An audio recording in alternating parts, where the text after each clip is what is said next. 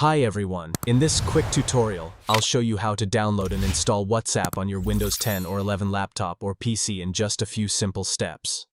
First, open the Microsoft Store. If you don't see it on your taskbar, simply use the search box and type Store. Then click on Microsoft Store. Once the store opens, scroll down and look for WhatsApp. If you don't see it right away, just use the search bar at the top and type WhatsApp. Now, click on it. Next, click on Get, and Microsoft Store will download and install WhatsApp on your computer. After the installation is complete, click Open. If the WhatsApp icon doesn't appear on your desktop or taskbar, don't worry. Simply go to Start, search for WhatsApp,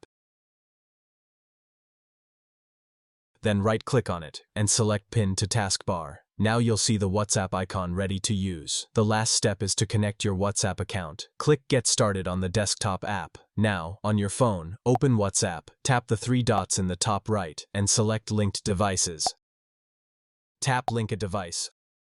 Unlock your phone, and scan the QR code on your computer. That's it. Your WhatsApp account is now linked and ready to use on your Windows computer. If this video helped, like this video and subscribe to my channel for more quick tech tips. See you in the next video.